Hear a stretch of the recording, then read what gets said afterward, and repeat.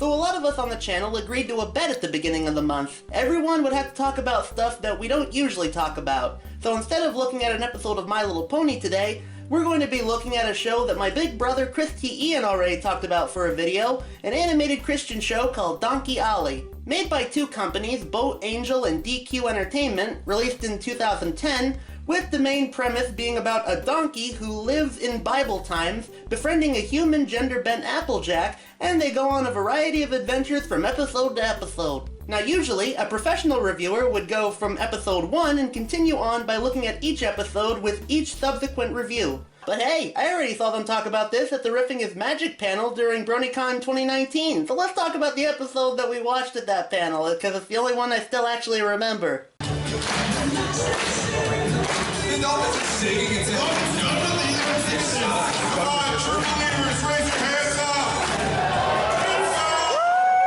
So that's the episode we're going to be talking about today. This is Donkey Ollie Episode 5, Shipwrecked. Hi everyone!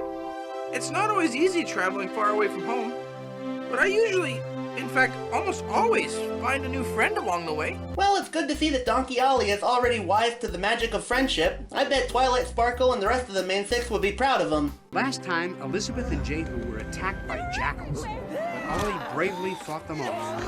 He was gravely injured, but an angel appeared and healed his wounds. Wow. It was then that he decided he must find his three lost brothers, now in the hands of a Roman merchant named Gallius. Thank you, Mr. Narrator Man. Really summed up a lot about the episode I probably should have watched before this one.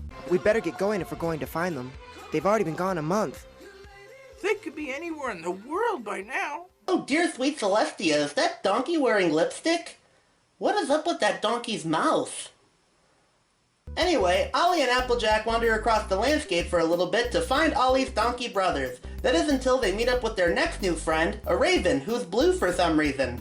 It's like coming across a giraffe who's purple. Oh, hi there. What? What? Who said that? I did. Bawk. Oh! I didn't know ravens could talk. Where are you from? We're from Bethany. We're on our way to Caesarea to look for my brothers. Your brothers? Are they all white like you? Ugh, that's so racist! No, my brothers are just regular donkeys. I'm the only white one in the bunch. Anyway, the raven says he'll give them the information to where his brothers could be, but at first they have to pay him. Pay him with food, that is. So they give him a whole bag of sesame seeds, and he tells them that they're being loaded up onto a boat that's heading towards Italy. As they walked, Ollie worried that they might not get to Caesarea in time to save his brothers. Thank you for that very crucial information, Mr. Narrator Man.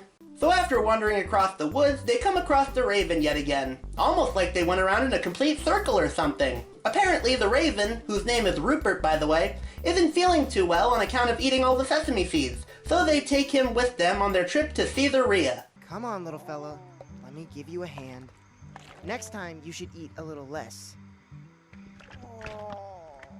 Meanwhile, Ollie's brothers refuse to budge when being loaded onto this boat. But even after pushing their human captor into the ocean, he manages to get out and things escalate really quickly, going full King Sombra mode on them and putting them in chains and shackles. Fetch me my leg irons for these stubborn donkeys.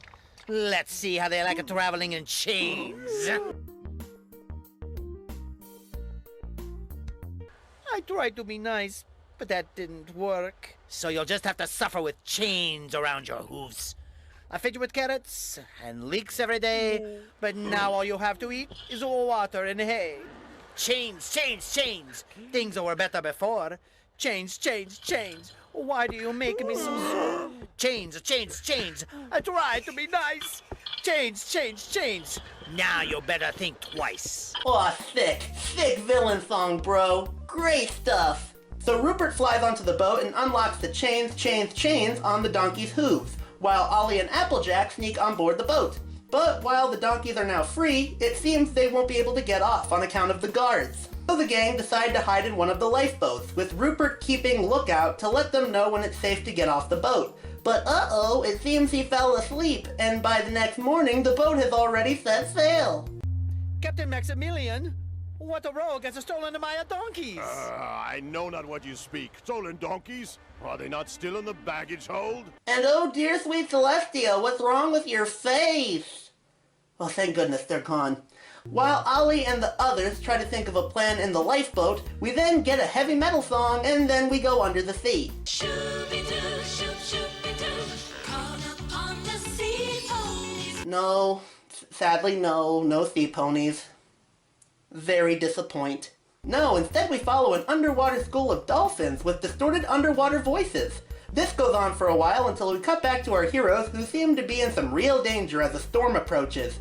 The boat ends up falling into the ocean and Rupert manages to save the gang in time. There he is!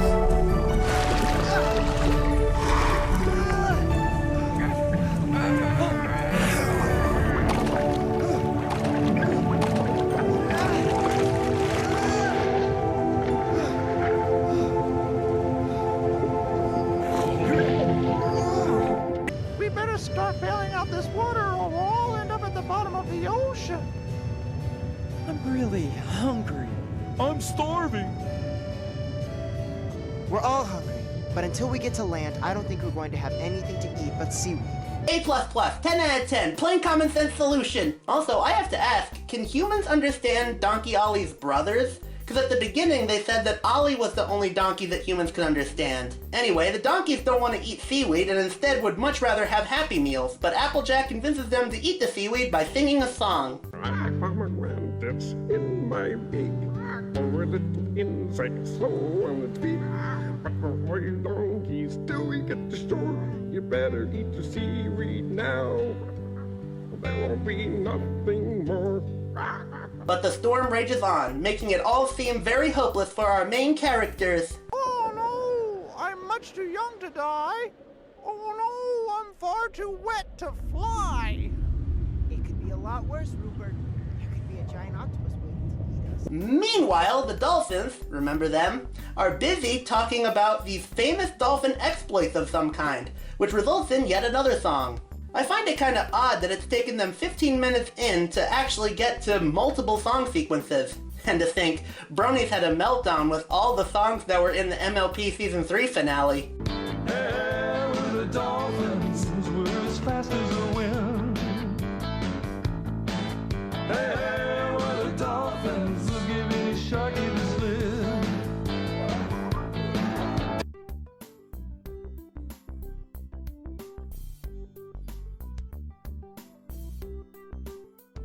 The school of dolphins swim off to do some research, but one of them, called Apollo, swims off on her own. She comes across a shark and we have a little chase scene until the shark is grabbed and game ended by a tentacle. Apollo makes it to above water and finds our heroes. See? It all came together. I think. Wow, there's so many of you. You're a funny-looking human. You talk like a human, but you sure don't look like one. He's not, but I am. Ollie's a donkey, a talking donkey. Well, I could see that you are a human boy. And now, the greatest meme of BronyCon 2019, the following song number, Be Strong. Be strong, be strong. I will never get old. Be strong, be strong. You can't do it alone. After she agrees to pull their boat, the teacher dolphin realizes that Apollo is missing. They go looking for her and inadvertently wake up the giant octopus from earlier, which comes face to face with our heroes in the lifeboat, grabbing Apollo and knocking the others into the ocean. Oh no! Everyone's in the water with an attacking octopus! This can't be good! I can't look. Well, I guess that's where they choose to have a be continued moment as we fade to black. However, that's not the end of the episode. No, we get a bonus segment called Farmer John's Corner, featuring a man called Farmer John Goodman talking to another man about the magic of friendship and how to make friends. Mr. Budinsky, come over here, please. Hey, Farmer John, what's up? Hi there. I'm Farmer John. I know. We met last month when I moved in. No. Pretend that you don't know me. Why would I do that? So we can show the kids how to make a friend. And that's where the episode ends. So final thoughts on Donkey Ollie. Well, animation-wise, it was not very good.